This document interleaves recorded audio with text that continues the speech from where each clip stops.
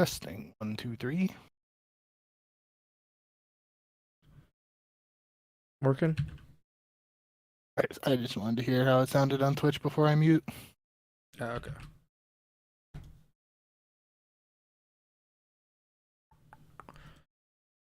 Get the YouTube link. Nope. There it is.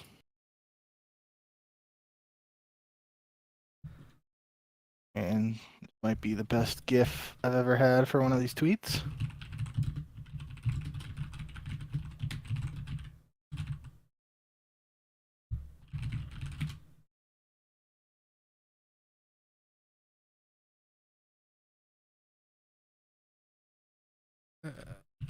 Retweet real quick and then we can get started.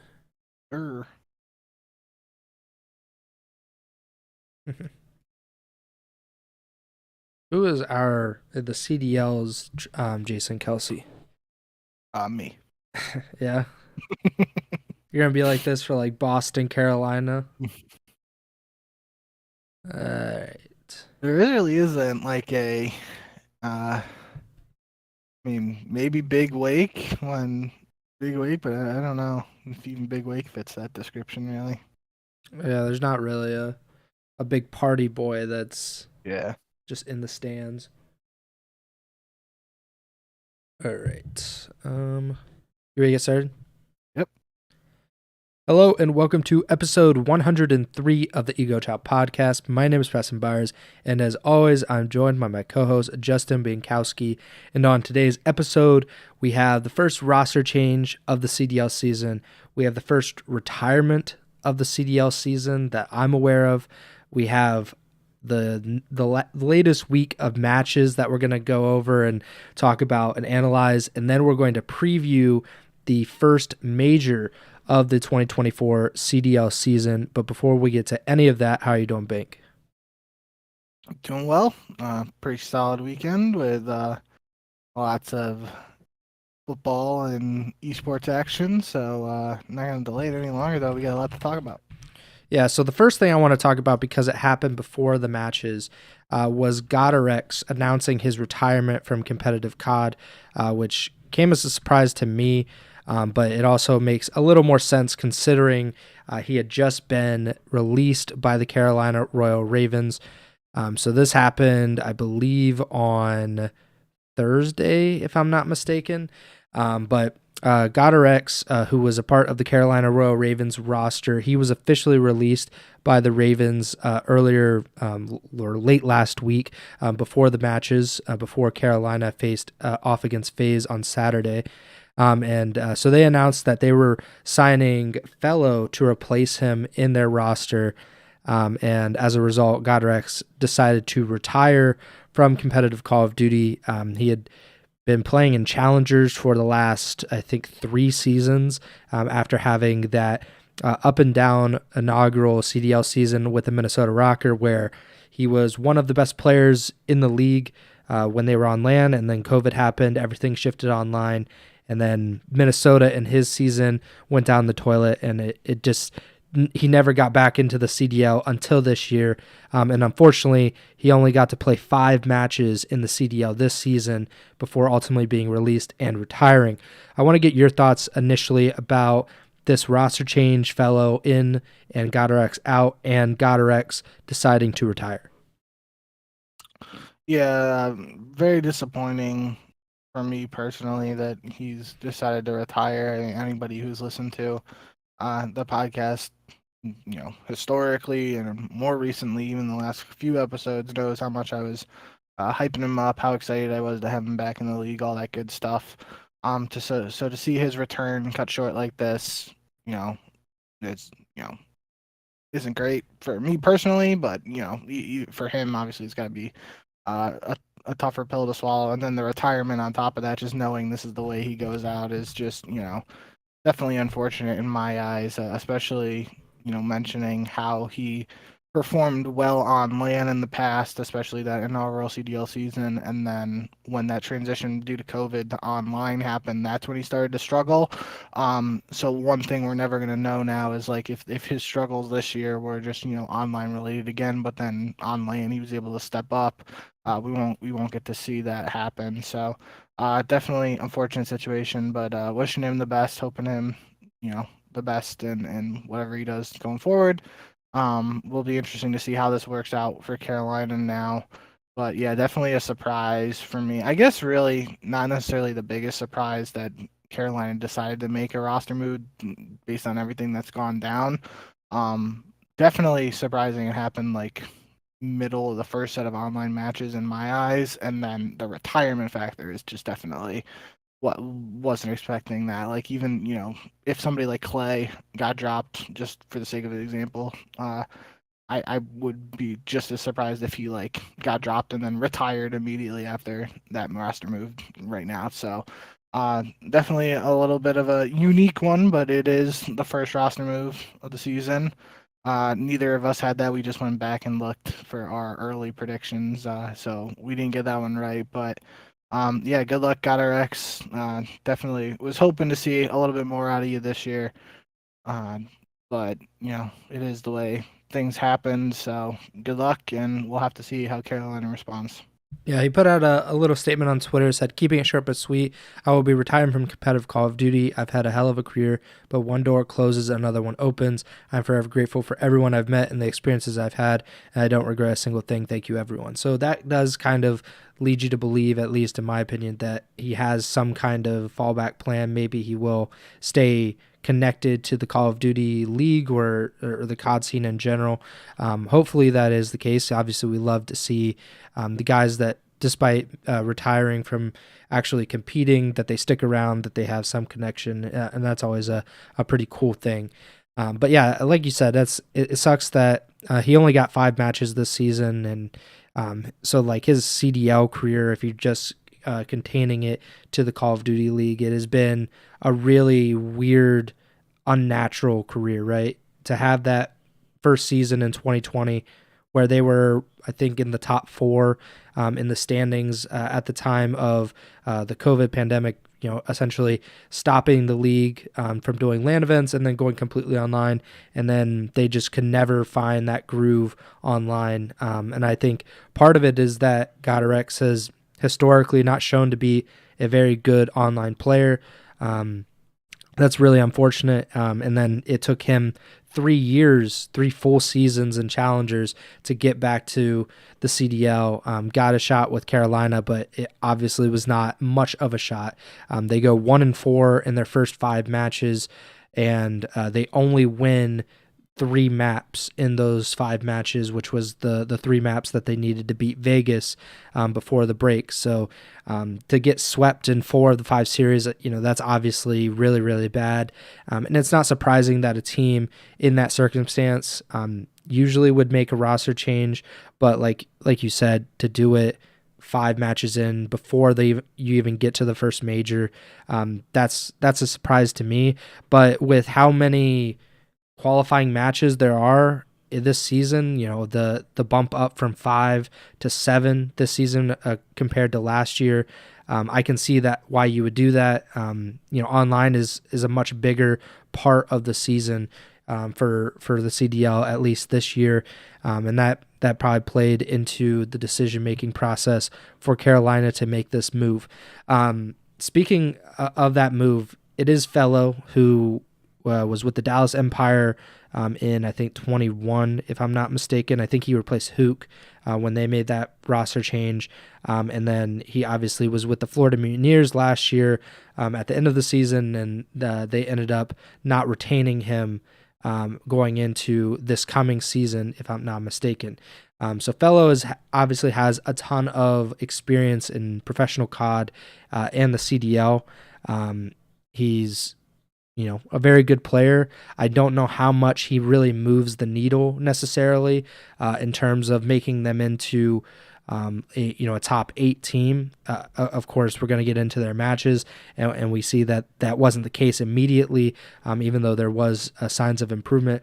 But I want to get your thoughts on that. What do you think is the ceiling now? Because we kind of saw what the floor could be with this, the first iteration of the Carolina roster. And granted, we only saw, I think, 3 matches with Real, or maybe 4 matches with the Real, so they don't even have their full roster there. So what do you think is the ceiling now that they brought in Fellow in place of GodRx? Yeah, I mean, it's tough to say without the Real situation, knowing what's going on. I believe Brian saying somebody like, I think it was Breaking Point actually, like clipped a tweet that said TJ was going to be with the team for Major 1 too. So it's interesting to talk about this roster because we don't know how long Real is going to be out. If kind of like we were talking about before we even knew TJ was coming in, but we knew about the visa situation for Real, right? It's like, somebody could come in and play very well and just take Real's spot from him. So we don't know what the circumstances are there, but for someone like me, the insertion of TJ and Fellow, just regardless of who they're replacing, unless it's, other known S&D stars. Those 2 guys are guys who came up in that S&D era. I know Fizzerb was one of my favorite players, and Fellow is one of those guys who kind of, came up in that circle alongside him back then. And TJ's been playing S&D for a super long time as well. So, bringing them on, that's the first thing that jumps out to me is it should improve Carolina's S&D. Fellow also played alongside Clay on the United days. I think it would have been in World War II. He came in for Silly, I think. Was it Clay, Fellow, Arces, and Pristini? I don't remember off the top of my head. I know he played with them, but regardless, so there's some familiarity there, and that's what if they're trying to find a way to turn things around a little bit, that might be something. Clay wants to go back to somebody he played with before, but yeah. So fellow Clayster, Pristini, Aristides were together on a United from Seattle Open 2018 until through Champs 2018. So they played together then, and I think they even played together a little bit in Challengers when Clay, I think, dabbled in that. But so they obviously have a lot of familiarity with each other. Yep. That's all really, that's probably played some factor. And I feel like, I don't know exactly what Fellow has done in Challengers lately this year. I mean, can't really say what has he done this year because we don't know what anybody's really done in Challengers so far this year. But, in recent years when Fellow's gone back and forth between the CDL and Challengers, he you know what you're getting from him. Kind of a role player, can do it with an AR, can do it with a sub. So, in a game that's kind of AR heavy right now in the current meta. You want somebody who can obviously use that AR, but Fellow, could switch to an SMG if needed. But you got TJ and Gwen who can also be SMG. So, really, probably just more of a comfort thing, and definitely an interesting move that we'll have to see at the major how it works out. Obviously, we'll get into their matches with Fellow this weekend, but definitely looking at. If you tell me a squad is picking up guys like Fellow and TJ both, one of the first things that's going to jump to my mind is that should be a team that's competitive in S&D. And the way Gwen's been playing this year, and then a guy like Clay holding things down in the back, being that veteran presence too, that's a team that should be a top 6 squad in just S&D at least. Numbers probably aren't there quite yet, and they haven't played together a long time, but if this roster of 4, sticks, I will definitely be keeping my eye on how they perform in S&D as a whole. And then on the other hand, what they're able to do in the respawns, if they are strong in search, how they're able to complement that with certain respawns and certain maps and whatever. Yeah. Let's get into these matches because obviously we do have the preview at the end of the show. So we're going to try to breeze through some of these qualifying matches because we'll talk about pretty much every team at the end of the show anyway. But the first series of the weekend was Minnesota versus LAG. I think we both understood that Neither of these two teams have looked very good early on this season, but we both went with LAG. We thought maybe I at least thought they looked a little more promising, but boy, was I wrong. Minnesota, they come out and they 3-0 LAG. Granted, it was a 6-5 high-rise S&D win for map 2 for Minnesota, but still a 3-0 for the Rocker, which was a great result for them. Your takeaways from Minnesota's 3-0 win? Yeah, I mean, I'm just going to try and help us speed through this real quick, but these 3 matches on Friday were all 3-0s, and both of us each got the prediction wrong and went 0-3 on the day, right? So we had LAG versus Minnesota. Minnesota wins 3-0. We both picked LAG. OpTic versus Miami. Miami wins 3-0 when we both pick OpTic. And then Toronto versus New York, a rematch of the grand finals of champs last year, where New York famously 5-0s Toronto. Toronto comes out and 3-0s New York. So kind of unexpected results really across the board there. Especially, really, I mean, you can't even really pick one, but I mean, the way Minnesota had played previously was kind of surprising, even though you wouldn't consider LAG necessarily like a quote-unquote top team. LAG has been competitive against some of those quote-unquote top teams earlier this year, whereas Minnesota not as much. So leaning towards LAG wasn't really a wrong decision in my eyes, at least, but obviously it just didn't work out this time around. Vivid notably did go 15-8 in the game 2, which I think was still the high mark for an S&D this season so far.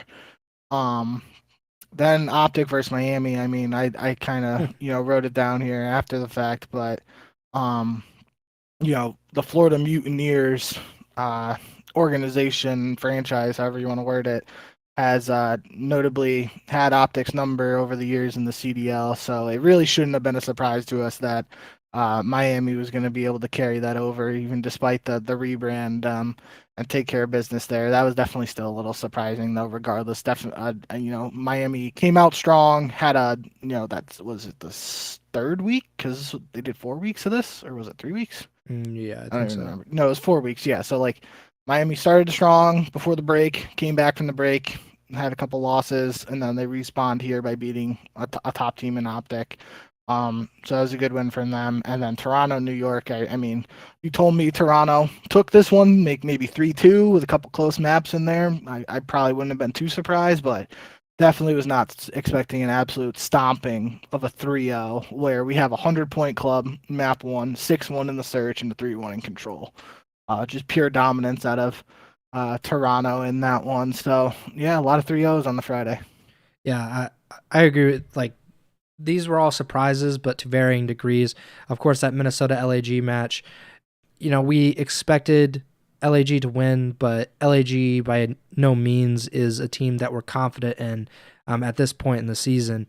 And so, you could see Minnesota, they come out, they play, they're hot, they win that series, okay. But Miami beating OpTic 3-0 just seems insane to me. And then the way that Toronto beat New York was essentially how New York beat Toronto at Champs Finals last year, where it was like the amateurs essentially, to get 100-point clubbed and then to have a 6-1 S&D. Insight, I believe, had 11 kills in that S&D. Just a really poor performance from New York, but it is just a qualifier. It's really what you do at majors, but it's what you do at champs. That's kind of what really matters. But now this makes me look forward to the inevitable rematch between these two teams down the road, and it makes the Miami OpTic series, that makes me look forward to another Miami OpTic series. Like you said, Florida notoriously had OpTic's number. I don't know what they're putting in the water down in Florida, but it is working time and time again. Usually, we're used to OpTic having the number of FaZe, and we'll get to that later in the show. But to see Miami or in Florida in the past case, to have that team time and time again seemingly win these series, and I believe that Florida swept OpTic, I think, at the last major of the last season, if I'm not mistaken. I think that was the losers bracket game that eliminated OpTic. Maybe I'm just making that up, but just that it happened again with a completely new roster aside from Vickle. Just insane to me. But yeah, a very 3-0 heavy day on Friday. And then we moved to Saturday. We had some variation. We had a 3-0, we had a 3-1, and we had 2 3-2s on this day. My pick'ems did not really improve very much regardless. I did end up winning 2 matches here, but that was much better than the Friday where we both went 0-3. Which match stood out to you here? Because I don't think that any of these matches really stood out on paper as like, oh man, I really got to watch that, because a lot of it was good team versus middling team. But what stood out to you here? Yeah, I mean, you can break down into the first 2 matches and the second 2 matches, and my eyes really. I mean, especially considering LAG losing the first match to Minnesota on Friday, them coming out and losing again to Miami isn't necessarily as surprising, Mm-hmm. based on previous results, but we were split on that one. And I would have, it could have gone either way in my eyes heading into this week at least. But after that, Miami beats LAG 3-0. LAG posting 0-6 map count week this week. So that's definitely concerning for them heading into the major, especially compared to how they played previously. And same with the first match, Toronto versus Vegas, especially after the way Toronto played against New York. It would have just been absurd if Vegas somehow was able to come out and beat them. But Toronto takes care of business, wins 3-1 over Vegas there. Really, the last 2 matches, for different reasons, stood out to me. Minnesota getting that win over Seattle, a 3-2. Definitely a little unexpected, especially considering we've talked about Seattle's S&D before on the pod now. Not only do they lose this series here to Minnesota, but they lose it in a game 5 where Minnesota takes the search. That was a little surprising. Um, and then at the same time, Atlanta versus Carolina, the debut of Fellow with this new roster. That's one you're just expecting Atlanta to like feast on Carolina, right? But Mm-hmm. um, although Atlanta takes the first 2 maps, Carolina is able to respond with 2 of their own and force a game 5.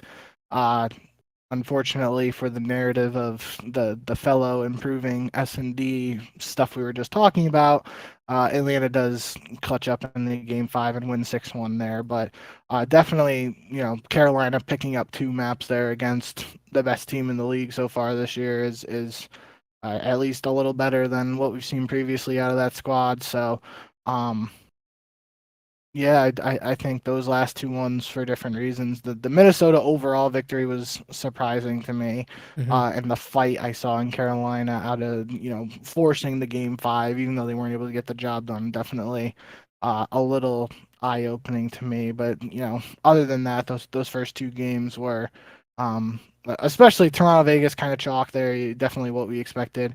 Miami LG, like I said, could have gone either way. Probably weren't expecting a 3-0.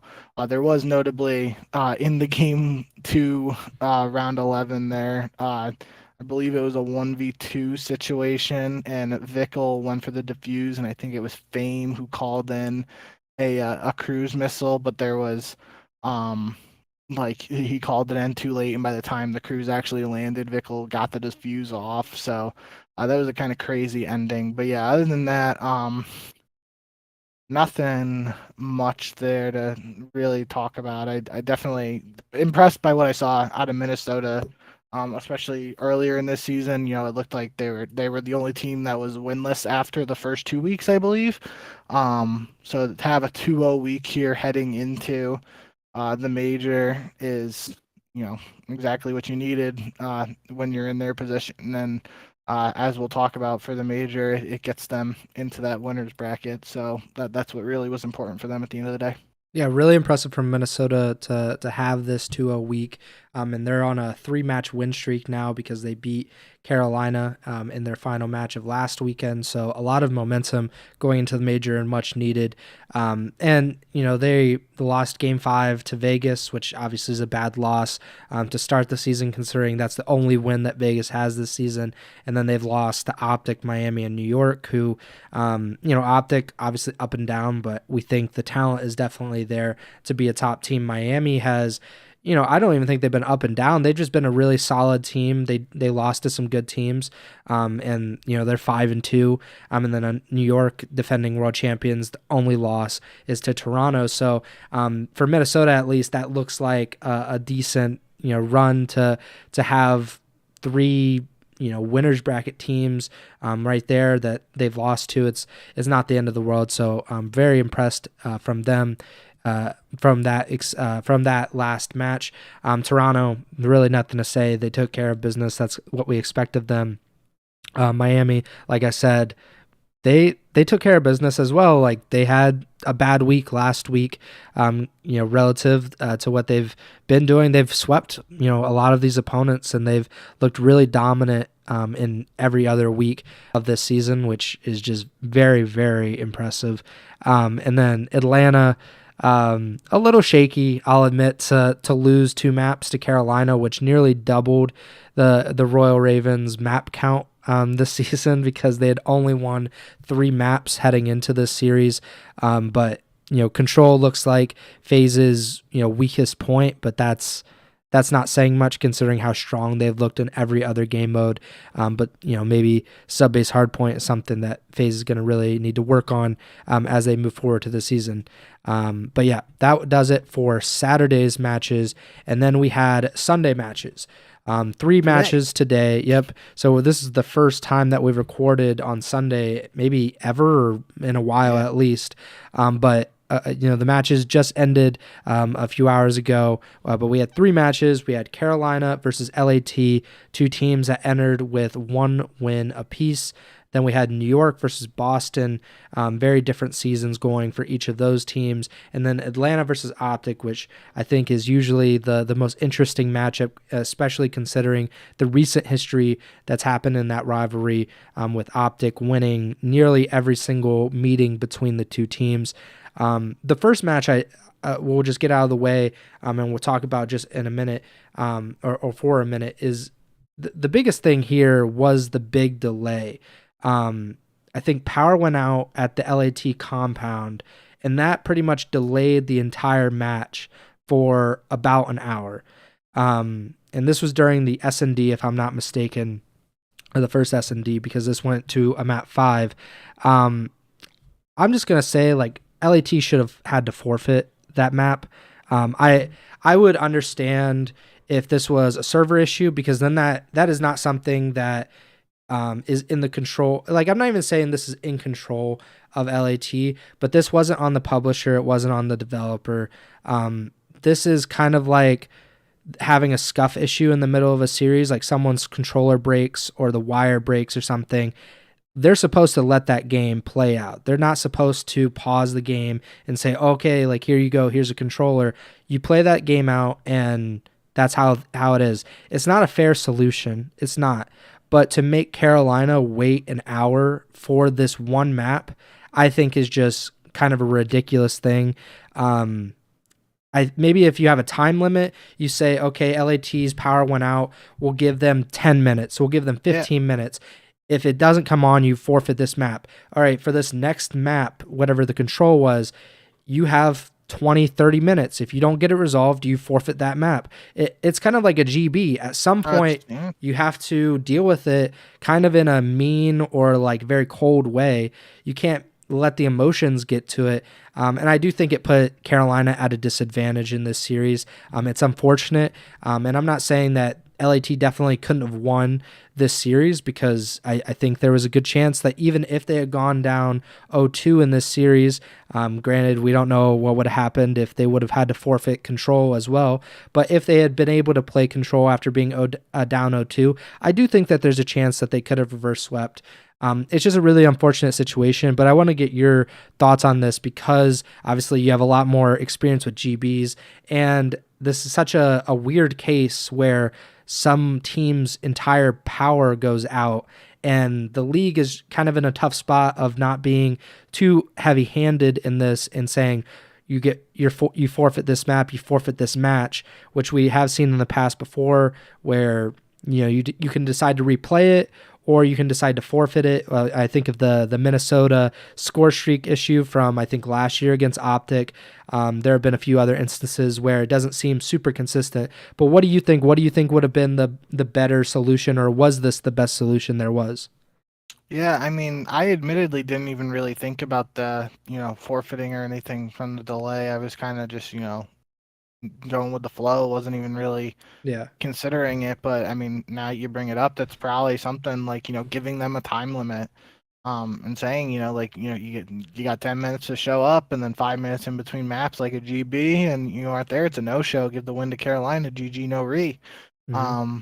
But the only thing I can think of, I guess it's two things really. This match in particular wasn't really meaningful in the sense of, neither team is getting to the winner's bracket by winning this one. Mm-hmm. I don't think. I No. don't think Carolina, even with tiebreakers, would have because of like map count and stuff.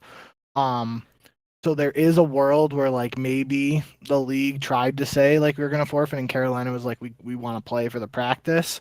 That's obviously pure speculation, and we don't know, but that's something that could have come up. Mm-hmm. Um, I forget. I think I might have brought both things I was thinking into that same one, so I can't think of what I was gonna say after that. But yeah, I mean that's we've seen situations in the past where teams go on late season runs for CDL points and come up just short, or just narrowly get in. So 10 CDL points isn't anything to scoff at. So if Carolina had an opportunity to get a forfeit win there, then they probably would have taken it. But I could see, playing devil's advocate, could see a scenario where they're like, yeah, we're not getting in the winner's bracket even if we win this. New roster, we want to play some maps in a, more competitive setting to try and, work some stuff out with the squad and see what we're able to do. Not sure if that's the case. If that was something that came up, I wouldn't have been super surprised though. But yeah, I mean, that's definitely a valid point, and I didn't even really think of it at the time. Um, but I feel like you mentioning inconsistent rulings across the board definitely feels like that's just something, there really wasn't a good precedent for this of, power going out in an entire team's facility. Like if Mm-hmm. one player had lost power or whatever for a team that wasn't playing all together in the same spot, you would have a substitute come in and just fill in for them. But like literally the entire team playing from the same location lost power. And I think I didn't have this. I had the stream muted during that match, but it looked like in the post match interview, like Cammy was potentially at his apartment or something. So maybe like that was the scenario. Like they were playing from the facility, and then they ended up just going back to their own places to play afterwards, and that's what caused the delay.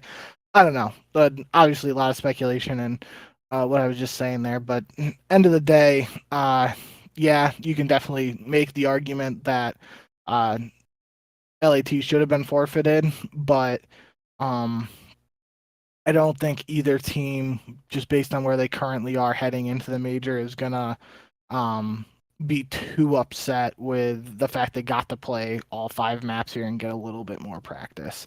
Yeah. Obviously, Carolina's probably upset just they had to wait and all that stuff. The only thing, again, playing devil's advocate here, don't think it's a advantage or anything like that, but just for lack of a better term, the only quote unquote advantage Carolina has in this scenario where LAT literally doesn't have power and players are potentially like traveling back to their um you know, I was gonna say hotel, their apartments or whatever, to play. Carolina is able to, they still have power, so they're staying hot, Yeah. playing and stuff. So it's not like they were like totally frozen or anything. Obviously, yeah, you're ramped up for the match. You gotta cool off for a little bit, and you don't know how long. You can only shoot so many bots, and you only play so many 2v2s or whatnot between yourselves. Um, but it wasn't like a server thing where like both Mhm. teams weren't able to play or anything like that. Obviously, just something you don't want to happen, and it's a situation you hope doesn't come up again this year. But it did. Got to roll with the punches. Just another thing to add on to Carolina's series of unfortunate events this year. Um, but like I said, at the end of the day, both these teams are in the losers bracket at the start of Major One here, so they're already got their backs against the wall heading into the big one, and they're gonna have to put in some work over these next couple days before heading to Boston. Yep, definitely. The only difference I think it could make is which winners bracket teams they would each play. Had Carolina won, because then Carolina would be 2-5, LAT at 1-6. So maybe that'll change things. Either way, both starting in the losers bracket, like you said, and they're gonna have to, really, really show up in Boston to make any kind of difference. Next match of the day was New York versus Boston. This became a lot more interesting of a matchup after the New York loss to Toronto, considering how badly the Subliners were beaten in that series. I was really just wondering how they would respond, if they were going to be able to kind of avoid a really, really bad week to end the qualifiers and to go into the major. They did end up salvaging a win, getting a victory to go into Boston against Boston, but it definitely was not an easy victory for the Subliners. Boston won map 1. New York responded with a map 2 win, and then Boston went up 2-1 in this series, but they weren't able to close it out, losing Hardpoint and S&D. So the Subliners finished the qualifiers at 6-1 to Boston at 2-5, which is a pretty disappointing start to their season. And they will start in the losers bracket of their own major, which is not exactly what you would want to do that at all. Anything stand out to you in this series after New York had that really disastrous 0-3 against Toronto?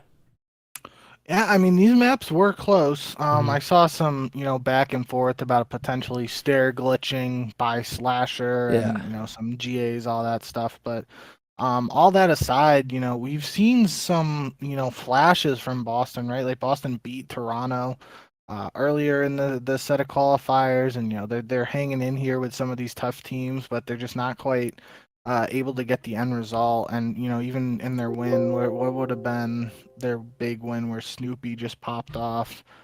Um, I can't think of it off the top of my I think it head. was against Miami. That might be right. Last Sunday, maybe. Sounds right. Um, but regardless, I mean, yeah, like we've seen flashes from this team of what they're capable of. Um, Obviously, not an ideal situation for them. Their home major starting in the losers bracket because there's a potential, right? They only show up and play one match and then they're done. Um, but yeah, I mean, this squad, you know what guys like Slasher and Priest are capable of, especially on LAN. And we've seen some good things out of Capsidal when he's been in the CDL over the last couple of years now. And even Snoopy, just in that brief time we saw him on LAN at Champs last year, he had some highlight reel moments as well. So, um, definitely potential from the squad. Going to be interesting to see how the bracket breaks up to see who they could play in the losers bracket, because if a team like Minnesota or LAG is like the squad that drops down to Boston, like I could see Boston winning that one and maybe get heating up a little bit, going on a run. Um, but yeah, interesting. They were able to push it here to a game 5 for well, I guess technically Boston was up 2-1. Was this the one? Yeah, so New York had a 2-0 lead in the control, then Boston won 3 straight rounds, and in the losing effort, Sib set the record for most kills in a match this year so far at 44, which um based on the way a lot of these hardpoint maps, well, I wasn't going to bring it up this episode because it's something we'll talk about after the major, but essentially, ranked play went live this week with the season 1 reloaded update, and almost all of the hardpoint hills in the game for the CDL maps are now changed. So definitely Mm-hmm. going to have some good stuff to talk about after this major, but obviously they're playing on the patch before all this stuff, so the pros don't have to worry about that just yet. But as it stands, a 5 round game of control might be the best way to post a ton of numbers, especially if it's rounds like these ones were coming down to kills. So like mass engagements, it might be tough to see 44 kills be broken unless some of these new spawns and new hills increase the pace of play a little bit on certain maps. But definitely an impressive performance out of Sib, especially in a loss. Um, but yeah, and then the one round that stood out to me was in the game 5, round 10, last round of the match. Uh, Snoopy falls off the map in round 10 there, so it makes it a 3v4 for New York. Priesta and Slasher go down, putting Capsule in a 1v4, and then Capsule gets 3 kills. And Skies is able to trade him on the 4th one, but he literally almost had a 1v4 in round 10 after a teammate fell off the map to force a round 11. So that was just a nutty series. It kind of can, obviously Boston doesn't get the end result they're looking for, but that like kind of dynamic of back and forthness shows like what this match was capable of, and it was a pretty good one. It was definitely entertaining. And one thing I didn't even really think about last time, and I noted it here, was this was the first time we see Priesta play against his team that he won champs with last year. Um, revenge match narrative fails in this case, but definitely an interesting one. Yeah, definitely. He had a pretty. I was looking up Snoopy's stats while you were talking, and he's had some really big series in the 2 wins that they had. He dropped a 1.4 against Toronto, and he dropped I think it was a 1.26 against Miami. He had 31 in the game to close it out against Miami, and he was pretty much unstoppable against Toronto in that entire series. I think he dropped 32 in the opening hardpoint and had 9 kills in the S&D. So he's really proven himself to be a very talented player. Whether they can get that all together, like his talent and the experience of the other guys, and kind of push that into a consistent winning culture, that remains to be seen. But should be very interesting to see how Boston can compete once they get to their hometown and play in front of their own fans at the major and try to make a very impressive run through the losers bracket. Last match. Real quick, yeah. we were talking about the power situation for LAT. We didn't really talk about the match in particular. But I gotta just flag what I was kind of saying, that the narrative of Carolina potentially improving in S&D with these pickups and stuff. They lose 2 S&Ds here, 2 LAT. Power situation and delay aside, it's still, that is what happened. Yeah. And they had a 4-1 lead in map 5, and then Afro in particular turns up, drops 12 in the game 5 to help LAT get that win. Clay did have 30 kills in map 4. But Gwyn, just in particular, is really standing out for me. He went 30 and 15 map 1, 28 and 19 in the map 3, in which they lost. And he ends the series going 94 and 70 for a 1.34 in a losing effort. The next highest kill total was Clay and Cammy at 83. So I've really been impressed with the way Gwyn is played, and I can't wait to see his official land debut in the CDL, regardless of how many matches Carolina gets to play in Boston. Yeah, his Rookie of the Year case is very strong, despite how bad Carolina has been as a team. And with the S&D, if you want to be optimistic about Carolina, you'll say that S&D is probably the last thing to get right for that team. Yeah. It's the hardest thing for a team to actually improve in and become a cohesive unit in. So, but I'm sure there aren't a lot of optimistic Carolina fans out there at the moment, considering they're going in to Major 1 with just 1 series win. Last series of the day and of these qualifiers, Atlanta FaZe versus OpTic Texas, a rematch between or not a rematch, a rematch of literally all of the times that they play, but this was the first meeting this season for the 2 teams. They have played some very entertaining, some very high-level Call of Duty over the years. but it has been a very overwhelmingly OpTic favorite. They have won. I looked it up while we were talking. They entering this match, OpTic had won 11 of the last 12 matches against Wow. Atlanta FaZe. They had won the last 5 consecutively. The last time that Atlanta FaZe had beaten OpTic was July 2022, which was not last season, but the season before that, Major 4. The last time that FaZe had beaten OpTic online was May 2021. So 2.5 years ago, nearly 3 years ago. Wow. So that is impressive. That is multiple iterations of both of these teams' rosters. Yeah. But that was not the case today. All of that history aside, FaZe came in while the hard point was very close, and I don't want to say that this was a completely dominant performance by FaZe where OpTic didn't have a chance, but FaZe did come in and give a 3-0 to OpTic. They win Invasion Hardpoint, they win Invasion Search, and then High Rise Control. FaZe finishes it out with a 3-0 sweep. Celium in particular was insane as usual, especially in maps 2 and 3. Your takeaways from a very interesting series as we head into Major 1 with OpTic dropping their last 6 maps heading into the Major. Yeah, I mean, like you said, it's definitely the history behind the matchup is always going to be talked about, regardless of who's playing. It was definitely, when you put it in perspective, I knew that it was kind of OpTic favored matchup wise, but I definitely didn't know those numbers that you mentioned, so it was really cool to hear. But it is a new era, and you got Draza going up against Kenny. I'm unless there was like some off-season tournaments, I'm pretty sure this had to be the first time they ever played against each other. Because like Draza first came up with OpTic LA, and then he wasn't on LAT when they made that transition from OGLA, but then they did pick him up and they brought him in. So I don't think there was ever a time where Kenny was playing in challengers, which I don't think that ever happened, even when LAT was like benching everybody in that Cold War. And they were bringing Draza in, so I don't think there's ever like an opportunity for them to play against each other before this. So that's kind of cool, especially former World Championship teammates playing against each other. I'm pretty sure they had that dynamic where like Draza's like calling Kenny his dad, and Kenny calls him his son, all that good stuff. But regardless, yeah, it was definitely an interesting one.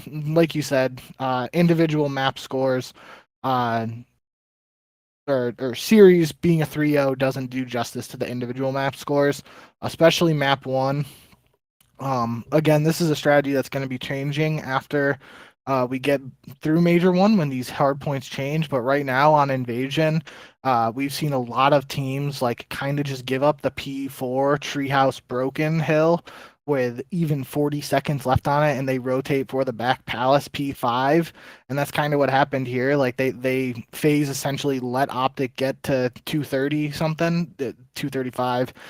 They let them like get almost 40 seconds on that P4, and they set up for P5, and then Shotzi almost made the play. He somehow like snuck through, and then I think it was Cell, I can't remember, somebody like kind of snuffed it out, and was able to shut it down, and FaZe held on there for the win. But that it was definitely that's something I'm going to be keeping an eye on at Major 1, is seeing just how the Palace hardpoint here on the back of Invasion right now is just super hard to break, and a lot of teams are rotating extremely early for it, and this is a case here where maybe more casual fans are like, oh yeah, OpTic's got this one in the bag. They only need 15 more seconds going into the next hill, and FaZe is like, no, you can take that time. We're gonna go set up at P5 and good luck. And they were able to shut it down there. So that one stood out to me. And then yeah, Cell went 11-2 in the map 2. He got a pred. I can't remember what his streak was at, but he went on like a nice spree without dying a BZ. Had an ace, I believe. So it is all around strong performance there. And yeah, FaZe go 7-0. Simp tweeted it out because this is literally the first time we've had 7 online matches. FaZe are the first team to go 7-0 in the CDL qualifier. So that's a little interesting tidbit too. Yeah. Just I mean, we've come to kind of take them for granted in a way. FaZe's dominance, especially in qualifiers, they are consistently, either the first seed or at no worst, like the fourth seed in these qualifiers. And for them to go 7-0 just kind of proves that like they don't really take any of these series too lightly, especially against OpTic. I'm sure they always want to beat them. But 7-0, an incredible just display of dominance from them over the past month or so, with that break taking up quite a bit of that time. But 7-0 for Atlanta FaZe, 4-3 for OpTic in their first qualifier set with this super team of sorts with Kenny and Pred coming into the roster. We kind of, I think it's easy to expect some of these teams to completely click on day one. FaZe, granted, they didn't have to, take two players in and try to conform them to what they were already doing. They only had Draza to bring in. But it does seem like OpTic is having a little more of a difficult challenge of doing that, of trying to get Pred and Kenny and Shotzi and Dashy to all play on the same page and be on the same page. So it's going to be really interesting to see what OpTic is able to do at Major 1. We saw them last season. They were they looked really, really bad at Major 5, and I believe they were double first rounded at Champs. And then this season, they have, kind of fallen off a little bit, especially this week. Not great timing, of course, to go into the first LAN of the season with, a losing streak like this. But it is OpTic. They will have a big support section, I'm sure, of people trying to cheer them on, trying to get them through Major 1. But let's get into the Major 1 preview. I'm going to bring up the bracket on the screen. But is there a winner's bracket match that you're most looking forward to that you really want to talk about first? You betcha. We just saw it earlier this weekend, and we get to see it again. Miami versus OpTic on LAN. I mean, Miami literally 3-0'd them on Friday, and we've talked about, how that Florida franchise has had OpTic's number in the past, and there's got to be one that if you're OpTic, you're like, oh, we got to play these guys again. Gonna be interesting to see how the Heretics squad performs on LAN. Definitely gonna be some questions around that, in my opinion, just based off, even Heretics teams previously, they did well. In the CWL era, they did well in those like kind of qualifier stage matches, even though those were on LAN. And then they got to the tournaments, they were always in like that, top 8, top 12-ish range. So will be interesting to see how they perform here. But that's definitely, of the first round matchups, that's the one that jumps out to me right away. Obviously, as we were just mentioning in the Atlanta OpTic match, history is we can mention it, but it's tough with the different iterations of the squad. But we've notably mentioned countless times now on the podcast how OpTic is notorious for slow starts on LANs. And with a matchup here where Miami may or may not have OpTic's number, they can't afford to have a slow start here. Now, like I was just saying, you don't know how this new OpTic lineup is, if they're going to have that, quote unquote, notoriety of a slow start squad or whatever, because it's literally half of a different squad than even some of those other teams, and even before that, it's really like a dynasty thing, many years ago, more so than any of the later squads. But it's got to be an interesting one. The benefit, again, playing devil's advocate here, because they just squared off, they have the VOD to review of their matches. They can maybe go over the veto process, say like, I didn't really like how we played on this map against Miami. Let's just get it out of there for this one on LAN and switch up the map set a little bit. But yeah, that's the one to me that jumps out right away. Other than that, I mean, FaZe LAG, even though LAG has been playing well up until this week, they did have an 06 week, just like OpTic this week. So not really expecting much out of them, and FaZe just looks so strong. It would be extremely wild if LAG gets a first round knockout here. But then, we're setting up potentially a FaZe OpTic rematch if OpTic are able to get over the hurdle that is Miami Heretics. Then they're potentially looking at playing another team that just 3-0'd them literally hours ago. Um, so that's a tough draw for OpTic based on recent results here, but um, the way this roster was constructed, you expect them to, come out and perform, especially on LAN. And if they're going to be a championship contending team, they're going to have to beat good teams anyway. So they're going to be tested right out of the gates here, and it will be interesting to see how they perform. Yeah, I was looking while you were talking at what kind of the breakdown is in terms of game modes for both of these teams, what they're the most successful in. Right now, Miami has been very consistent across each game mode. There's not one that just jumps out of like, holy crap. Like maybe you could say that about their control. I believe they're 5-1, or they can't be 5-1. So I think they're 6-1 in control so far this season, which is I'm sure one of the best in the league, if not the best. In OpTic, I mean, really, it's more the other way that they are, not like the worst in anything, but they are also not incredibly impressive in any singular game mode. Hardpoint would probably be their most impressive. I believe they're 7-4 so far through those 7 matches, which is not bad by any means, but it's not so good that it can overcome any deficiencies that they have that they've displayed so far. Granted, we're only a few weeks into the season. We had, 2 weeks before the break. We've had 2 weeks since the break. So really there hasn't been a lot of like consistency from any team in terms of how many matches they've been playing on a regular basis.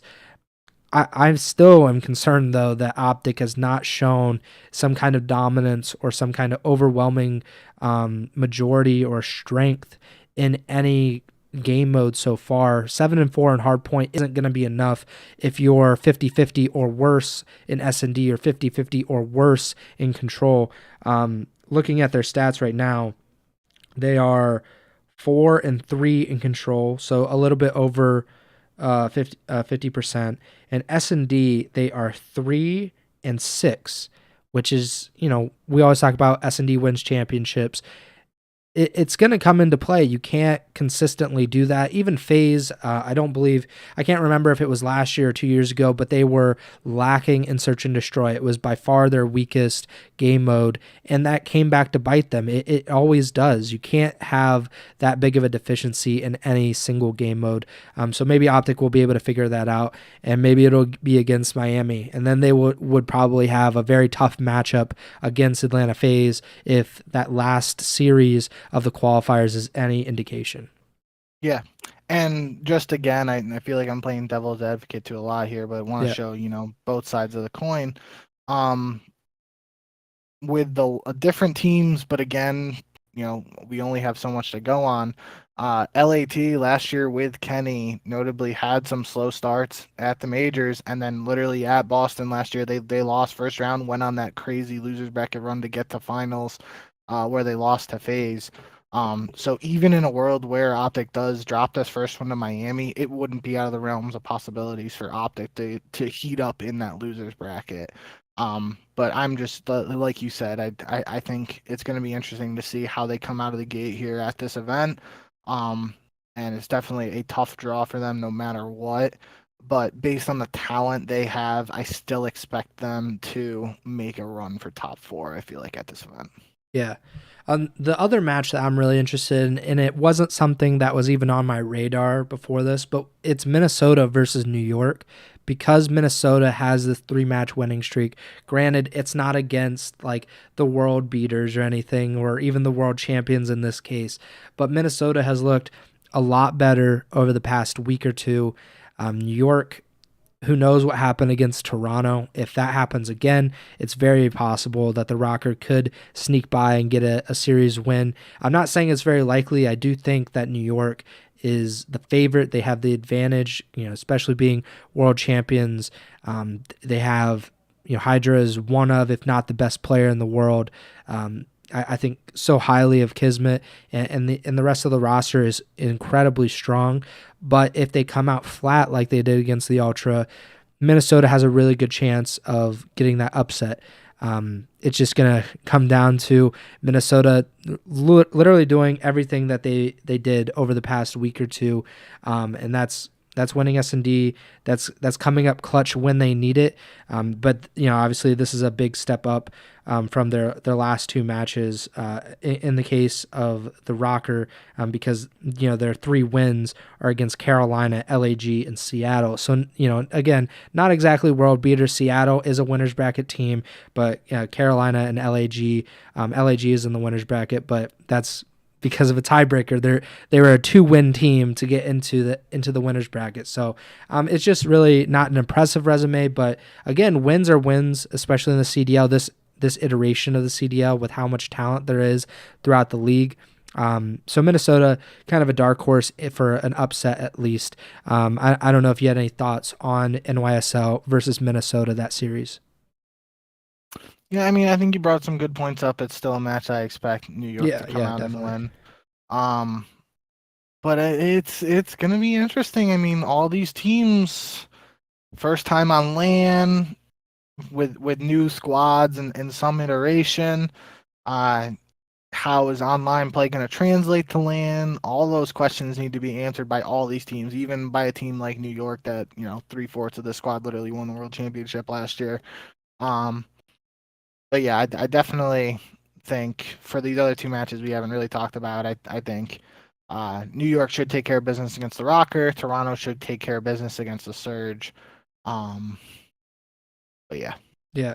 And Toronto and Seattle, I think that's interesting just because how dominant Toronto was against the Surge in their first matchup of the season. That was the series that Seattle was 6-0'd in Search. But I think Seattle has to come to the realization that they can't play Karachi S&D. They've lost 3 S&D maps this season. All 3 have been on Karachi. So that might be something that the coaching staff are like, yeah, we don't really need to play that anymore. That was the map that they played Toronto on, and that was a 3-0 for the Ultra. They had a pretty dominant hard point win and a 3-2 control win. So maybe that series will be a little bit different if Seattle is more strategic, and they obviously have had more time and more matches to understand what their map pool is, especially against a team like Toronto. So that could be a little bit more interesting of a match. I don't know anything to really say about Atlanta versus LAG. The only thing is that LAG have been kind of inconsistent, and maybe they will be hot for that one match against FaZe. FaZe did not look great against Carolina. LAG, in my opinion, is better than Carolina. Maybe not this specific roster for the Ravens. I don't know, but it's not out of the realm of possibility that LAG are able to push this to a map 5. It's kind of a stretch to say that they'll win. Of course, anything is possible. I think we already know that, but I can't. I think it's super, super unlikely that LAG are able to beat FaZe. I don't know if there's any kind of optimism that you can really give other than LAG might be able to push it to a game 5 if you're an LAG fan. Let's talk about these losers bracket teams. Obviously, we don't know the winners or the teams from the winners bracket, who they will be playing, because we don't know the results. I believe the way it is, right, is like Toronto, Seattle, the loser plays LAT, if I'm not mistaken. I have no idea.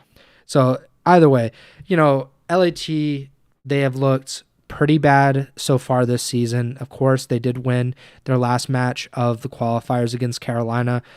Weird circumstances, to say the least. 2-5 heading in. I think they would struggle against most teams in the winners bracket. They lost to LAG in the qualifiers. I don't really think that there's an easy matchup for them to get to the second round. I do think they have a lot of potential. Their roster, just on paper, they have talent. Whether they're able to put that talent together, that remains to be seen. I think the interesting one in the losers bracket is Boston, especially this being their major. Obviously, there is like a home crowd effect. Unless they play OpTic, then I think the home crowd effect is really not in their favor so much. But Boston, they It's similar to LAT. Like their potential is greater than what they've shown so far. I believe they beat Toronto in the qualifiers, which is a big win, obviously, because Toronto has looked incredible in pretty much every other match, other than that one. And the Breach, I think, obviously there's the talent aspect of Snoopy, who seems like he's kind of on the verge of a breakout. And then you have Slasher and Priesta, two world champions, Capsule, who is still a young player, kind of coming into his own. There's just a lot of potential there. It would be an incredible thing to see them kind of unleash that potential or untap it at their major in front of their fans. That's going to be a difficult ask, though, to go from losers bracket round one all the way through. Any teams in the losers bracket stand out to you as kind of dark horse, not necessarily to win, but to kind of make a run further into the losers bracket? Yeah, I feel like I gotta lean on Boston. I'd like to say Carolina, but new squad. They do have probably the most veteran talent, I guess.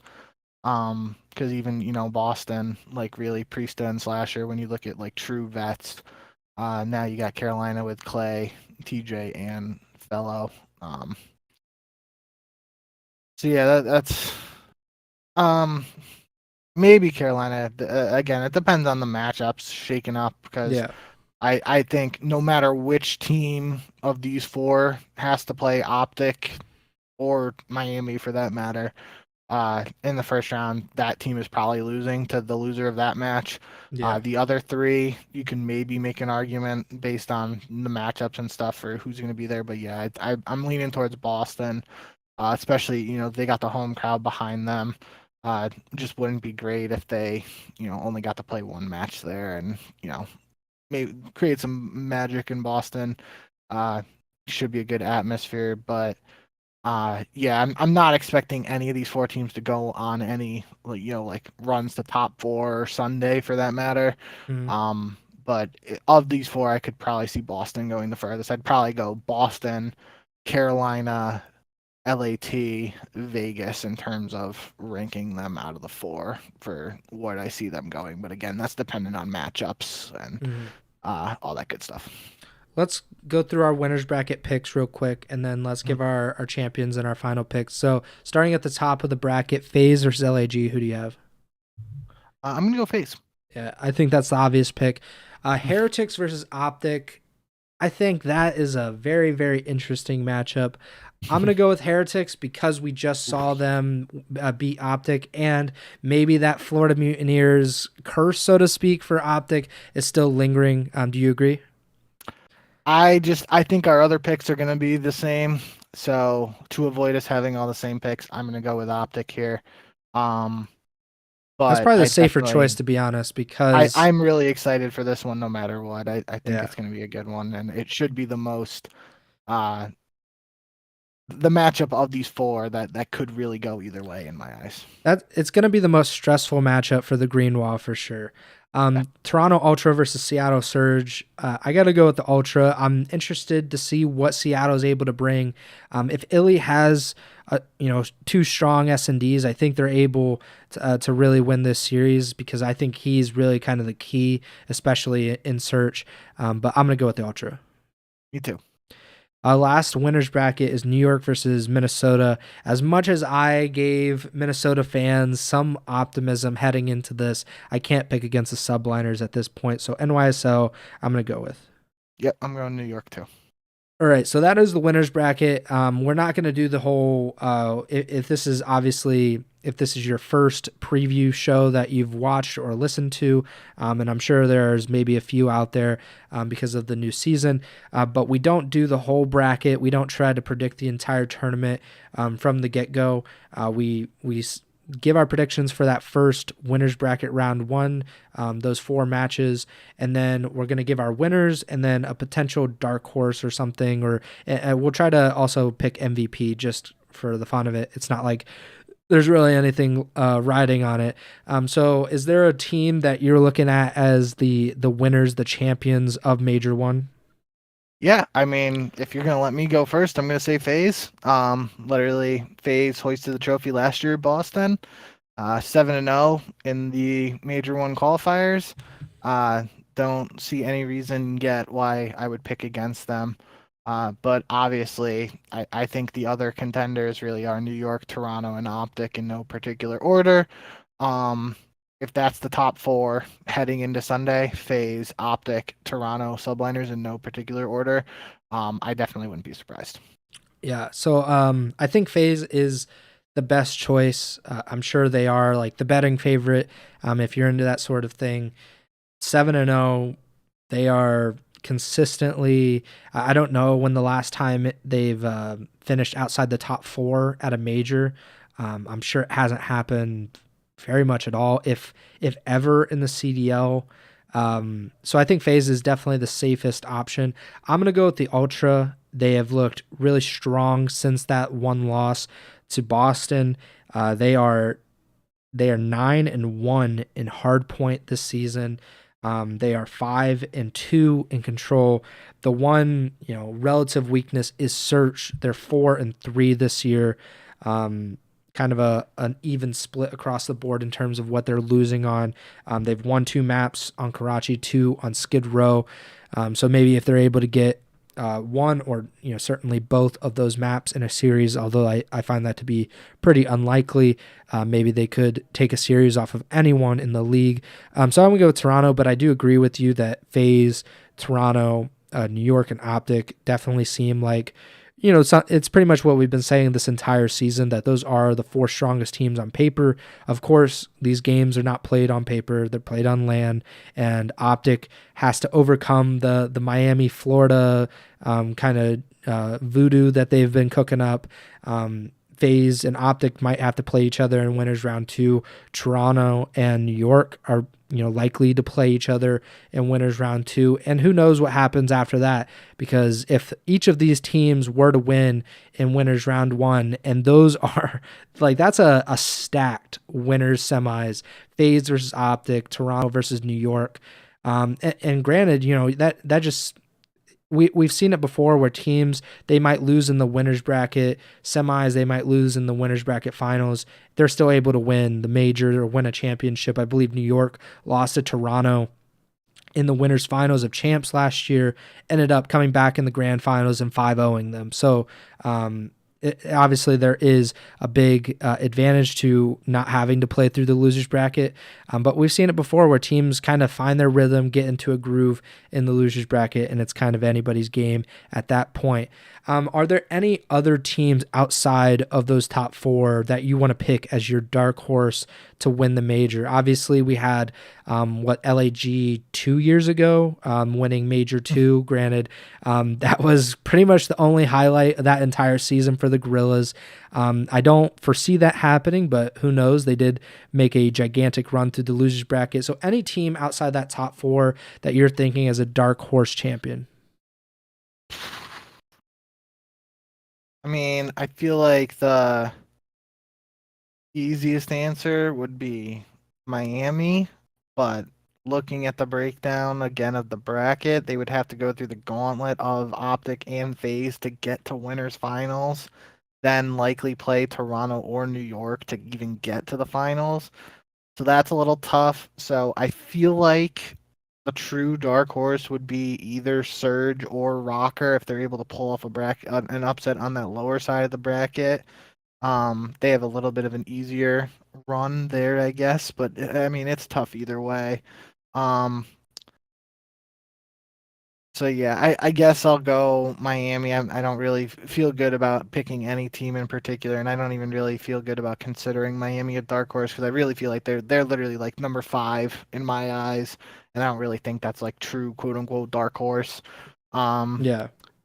for content purposes, I'll go with Boston. Home tourney starting in loser bracket. They go on a nutty run. That'd be a cool narrative. Yeah, so I of course agree that Miami is probably the most likely out of those top 4 to win the major. Granted, it's not likely at all because of what you just said. They'd have to run through OpTic, probably FaZe, probably Ultra or Subliners, and then whoever somehow whoever Yeah. survives the losers finals and has kind of made a little bit of a run for themselves. So it's not likely. I'm going to go with Seattle. I've been kind of riding them to Yep. an extent this season. I think I said they were kind of like a dark horse at the beginning of the year. Something I did want to point out is that they're 6-3 in search this season. I think I mentioned how they had only lost on Karachi search this year so far. So maybe there is kind of a path for them just playing through search, trying to pick up one respawn to force it to a game 5. Of course, that is a very difficult road, especially at a tournament. It's a little bit different to do that in just one series per day. You kind of have that series just to focus on, but they'd have to do it against the Toronto Ultra, probably the Subliners, and then OpTic or FaZe, and then whoever comes out of the losers bracket, or if they drop down the losers bracket, it makes it even more difficult. But I'm going to go with Seattle as kind of like that dark horse of the outside of the top 4 teams. Who are you going with for MVP? So if you're going with FaZe, honestly, any 4 of them could win MVP. So who are you going with? I gotta go with my boy Sal. But yeah, I mean that's always a toss up for FaZe, no matter who's winning. No matter when they're winning the tournament, it feels like MVP can go to almost any of their players. But yeah, I'll just go with Sal for not overthinking it. Yeah.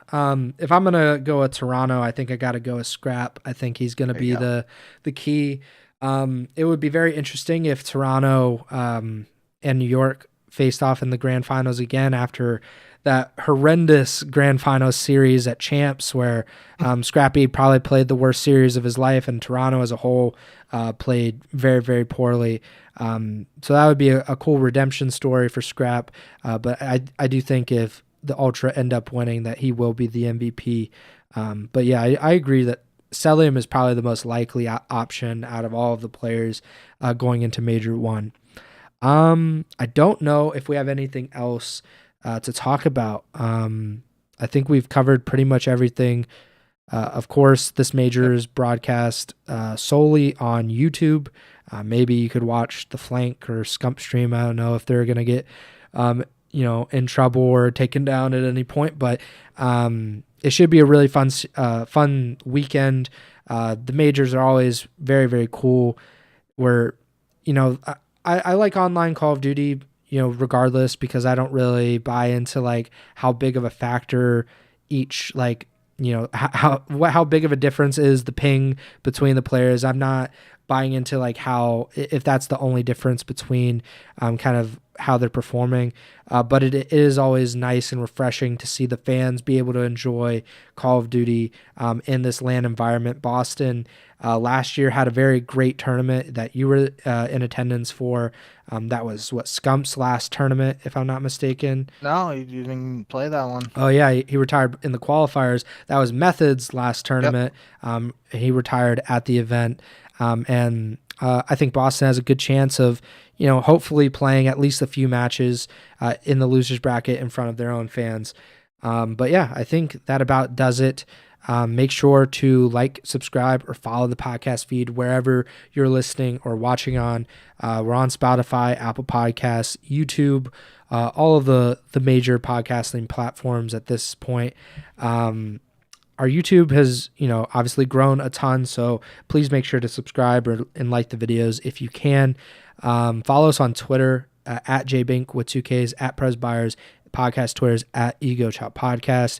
We will be doing a show next week. The last few weeks we've been telling you how with this new job I'm still trying to get used to the schedule and when I'll be able to do the show and when that will fit with Bink's schedule. So there's a possibility that it'll be next Sunday again, or it might be sometime earlier next week when we'll do the show. But that show will be a complete recap of Major 1, everything that went down.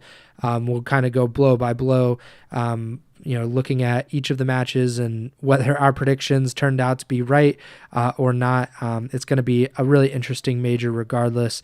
And I believe the Major 2 qualifiers, they start on February 16th. So we would have a 2-week break between this major and the next set of qualifiers. So obviously we'll just completely focus on Major 1 and recapping that and going through all of that next week, and then we'll figure out what we're doing for the following week. But yeah, that about does it for me. Bink, take it away. Yeah, thank you guys as always for the support. Looking forward to uh, being able to have a legit full tournament to talk about next time you'll see us live. I'm not going to be in Boston unless something drastic changes before these next couple days before Thursday, but not planning on going this year as of now. But hope everybody in attendance there stays safe, stays warm, and has a good time. Neither way, hope everybody else watching from home and whatnot has a good time watching the matches, and then hopefully we'll see you here whenever we're live again next week to break it all down for you guys. So until then, remember, send the chow.